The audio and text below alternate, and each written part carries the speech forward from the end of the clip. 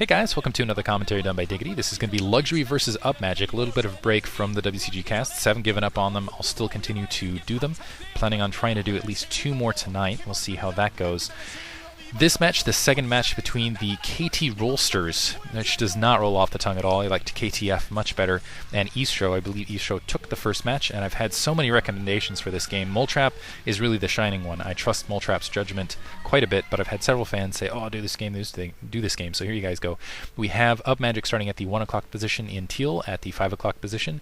We have Luxury starting as the orange zerg on Outsider SC, and really quick, 2 shoutouts, one to Reddit. I have an Ask Me Anything topic up there, and I've been reading Reddit for absolutely forever, so it kind of feels like a hollow shoutout, because it's not like Reddit needs the shoutout. I'm sure most of you guys know about Reddit, and if you don't, reddit.com.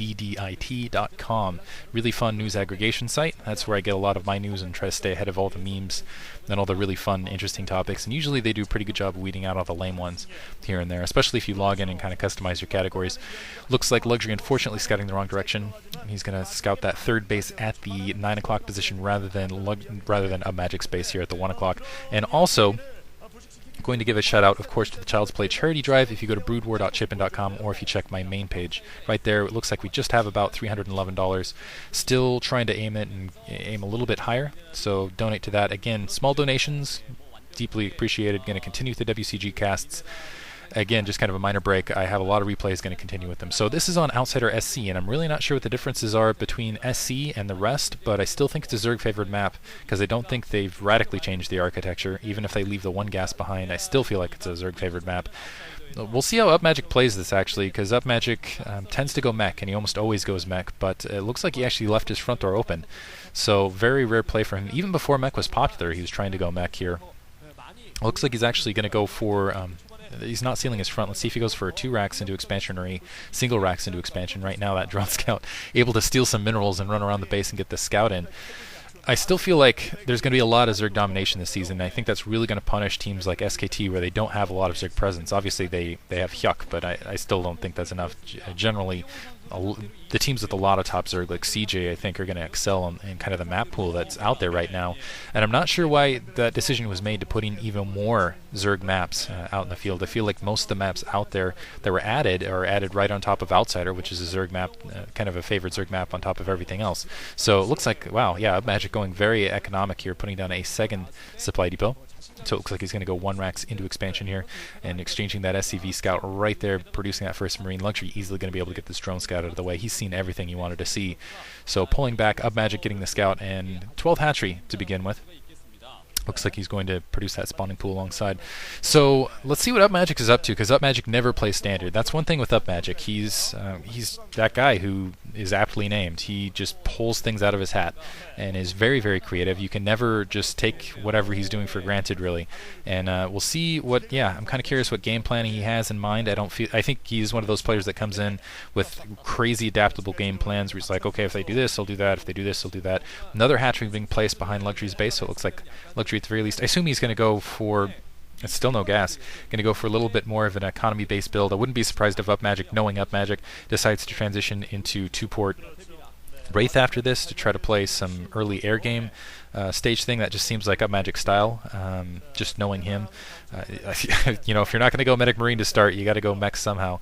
Although with that late gas and that late factory, it's going to be a while before that comes out, and I'm not sure that's going to be entirely viable here unless he really pumps gas quickly or pumps the tech quickly. And I didn't get a look at his base whether he's planted his gas immediately after this, so he might just stick to, I could be completely wrong, he's just sticking to Marine at this stage, getting that bunker on the front door to absorb these Zerglings. Oh, he does have the gas actually pumping at this stage, but he still might be going for the standard. Let's see. Oh, the bunker does get it up in time. Not a lot of blockade, so the Zerglings could do, if with enough Zerglings and some speed, they could do a run by, go up, get some harassment, and also get a little bit of scouting going on in the back, provide a little bit of harassment. Upmagic neglecting his SCV scout a little bit there.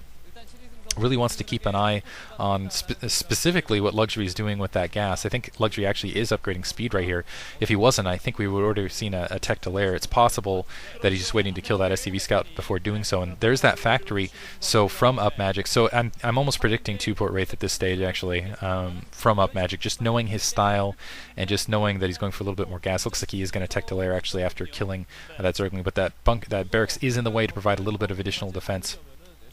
And it looks like a supply depot also going out in the way. The thing with Outsider is, and actually I think it'd be beneficial to actually go Wraith or at least dropships, because the thing about Outsider is you really have to bust the Zerg early, because otherwise they just get so much gas so quickly. And they just can pump their economy absolutely huge, and you can't stop them before they manage to get into that really late game powerful tech, specifically Ultralisk, sometimes Big Air. But the thing, and they really have to go Ultralisks or they have to go Big Air because just the architecture of Outsider. Yeah, there's the starport. Let's see if a second starport's planted or if he's just going to go for a Medic Marine drop. And there's a second starport. Called it. Woo! I feel good about myself now calling that super early. And I think this is intelligent, again, from Upmagic. It looks like a Sunken Colony being planted, because it's a mobility nightmare on this map. You really have to go through the front door if you're going with infantry, so you have to rely either, again, on drop or basically some better troop movement somewhere across the field, and as Zerg you have to go drop or you have to go air. I think again we're going to just see that standard early, it looks like an armory alongside, so maybe to get some Valkyries out to kind of follow it up to, well, maybe some Goliaths and some Valkyries to make sure he controls the air game.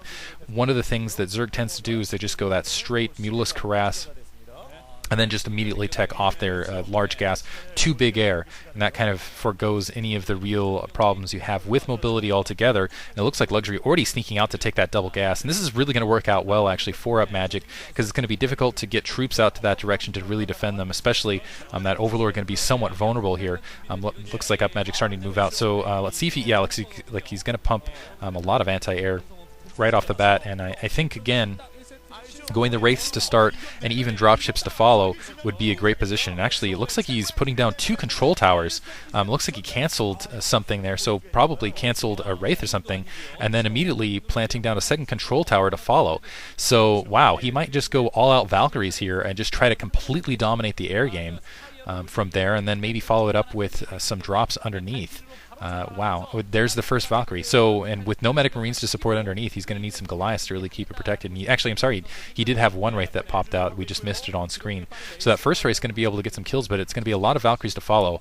And this is a very, wow, completely predicting Luxury. First of all, I like this strategy. I think it's very creative. This Wraith is going to be pretty vulnerable to the Scourge, and it's going to be critical that Luxury can pick off those Valkyrie and pick off this air troop before it really gets too large, too powerful. It looks like there is an evolution chamber down, and I think it would behoove Luxury to actually, as soon as he spots this and sees what's happening, to as quickly as possible try to get out as many creep colonies as he possibly can. Already 2 Valkyries out in the field, and I think we're going to see the straight push to 6 Valkyries and trying to use that turret cover underneath, and it's just going to be a gigantic anti-air army for Upmagic to press up against Upmagic's anti-air army, or I'm sorry, air army, and then just kind of play from there. Unfortunately, with just a pure Valkyrie army, he's going to have to rely on just taking down Overlords, and he's really going to have a hard time taking down that double gas. And running down, getting a lot of hits off on that big pile, and it looks like, first of all, seeing those 3 Valkyries, I think, yeah, those Scourge coming in position to get some snipes. And now I think it's going to be kind of that hit game where there's that Queen's Nest and additional hatchery for Luxury to, again, kind of pump. He's got a lot of gas to go into Big Air right now, and wow, getting really greedy. This is the thing with going Valkyries early, is you need to take down Overlords, and I think you need to take down a lot, especially kind of in this position, because Luxury's doing the exact proper thing, putting down hatcheries absolutely everywhere. Valkyries cannot attack ground. You cannot attack ground with Valkyries, and as a result, you're kind of locked in a defensive position. So not a lot you can do. More factories being placed, so it looks, and there is a dropship, so it is going to be a Goliath dropship Marine Valkyrie combination here. Wow, this is a crazy build from Upmagic, and he's going to go end around, try to take out that double gas first, I assume, because that's the most important facility to take down. Very vulnerable right now, though, because he has no anti-air to really cover himself.